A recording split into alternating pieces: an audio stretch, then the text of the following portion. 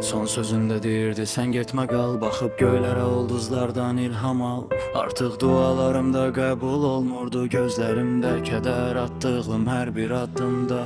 Yürüyürəm dərin bir bataqlığa, mən dərin duyğularımı səndən aldım.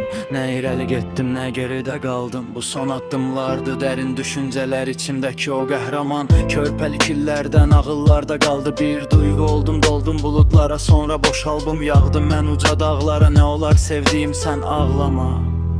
Bir uzun yol bir de mən, biraz duygu bir de sen.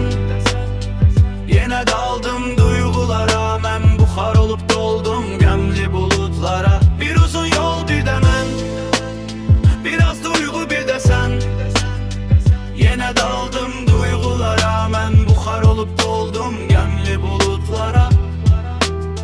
Ölüm kapısı durup önümde deyir bax budur son, ama bilmir ki ölümde Allah'ın emridir birin karşılığında o verir on. Sonun başlangıcı keçir bu yoldan. Benim biraz dəliliyim, senin güzelliğin bize o anları yaşattı. Her baktığım suda senin əksini gördüm. Sanki sen sudan çıxan bir melek idin, alınan her soyuq nəfəsimdə isittim seni içimdə bürünüp hislərimə. Bir kəfənə bürünmüş kimi attım hisləri dərin dəryalara. Bir gün əlbət bu ruh çar bu bədəndən, geridə qalar bir duyğu, bir ayaq izlərim. Hər kölgədə, hər baxışda var bir işarə, bir dairə çizdim ətrafımda. Son addım atıp battım gəm dəryasında.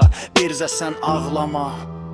Bir uzun yol bir də mən, biraz duyğu bir də sən.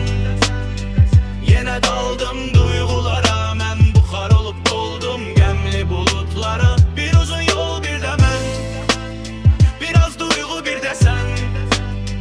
Yenə daldım duyğulara, mən buxar olup doldum gəmli bulutlara. Bir uzun yol bir də mən, biraz duyğu bir də sən.